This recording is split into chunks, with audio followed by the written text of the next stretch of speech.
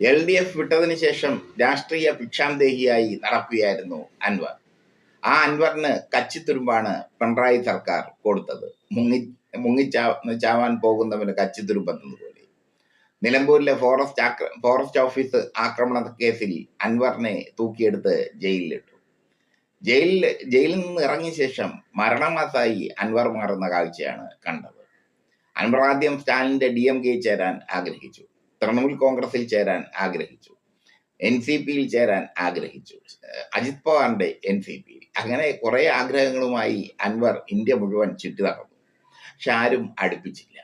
പക്ഷെ ഇപ്പോൾ ജയിലിലായ ശേഷം പുറത്തിറങ്ങിയ അൻവറിന് ജനപ്രീതി വർദ്ധിച്ചിരിക്കുന്നു.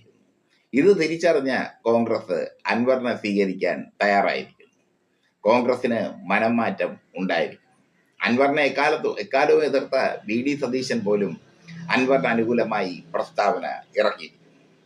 അൻവർ പാണക്കാട് എത്തി മുസ്ലിം ലീഗിന്റെ സംസ്ഥാന അധ്യക്ഷൻ സാദിഖ് അലി തങ്ങളെ കണ്ടപ്പോൾ ഹാർദമായാണ് അദ്ദേഹം അൻവറിനെ സ്വീകരിച്ചത്. UDF പ്രവർത്തകർ പാണക്കാട് ഹാർദമായി അൻവറിനെ സ്വീകരിച്ചു. അതോടുകൂടി അൻവർ കോൺഗ്രസിലേക്ക് പോകും എന്ന കാര്യത്തിൽ ഒരു ഉറപ്പും ലഭിച്ചു. അൻവർ പറയുന്നത് തനിക്ക് UDFൽ സ്ഥാനമാനങ്ങളൊന്നും വേണ്ട, ഒരു സാധാരണ പ്രവർത്തകനായി മാത്രം താൻ നിൽക്കും എന്നാണ്.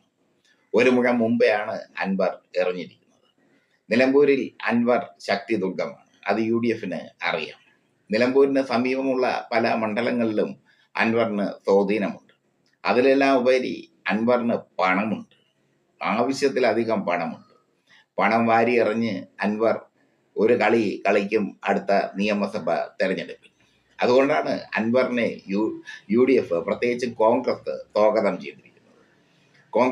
കോൺഗ്രസിനെതിരെ പല വിധത്തിലുള്ള പ്രസ്താവനകളും അൻവർ ഇറക്കിയിട്ടുണ്ട്. രാഹുൽ ഗാന്ധിയുടെ DNA പരിശോധിക്കണമെന്ന് വരെ പറഞ്ഞു ഒരു അൻവർ. അതൊക്കെ ഇപ്പോൾ കോൺഗ്രസ് മറന്നിരിക്കുന്നു.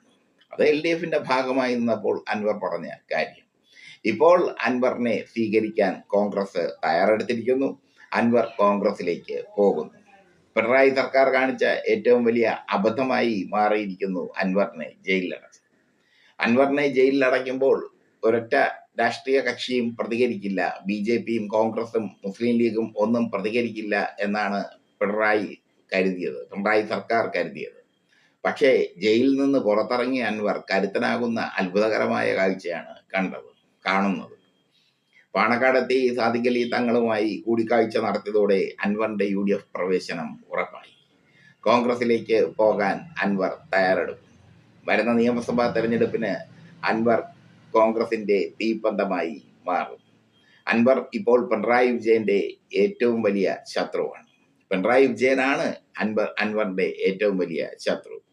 പിണറായിയുടെ അച്ഛനും അപ്പൂപ്പനും ഒക്കെ പറയുന്ന അൻവറിനെ കോൺഗ്രസിന് വേണം.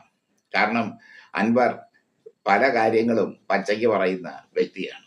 മാത്രമല്ല നിലമ്പൂരിൽ അൻവറിന് നല്ല സ്വാധീനവുമുണ്ട്. ഇതാണ് അൻവർ കോൺഗ്രസിലെത്തുമ്പോൾ കോൺഗ്രസിന് സംഭവിക്കുന്ന മാറ്റം.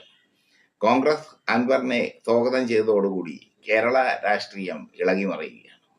അൻവറിനെ ജയിലിലടച്ചത് പിണറായി സർക്കാരിനെ സംബന്ധിച്ചിടത്തോളം വലിയൊരു അബദ്ധമായി മാറുകയും ചെയ്തിരിക്കുന്നു.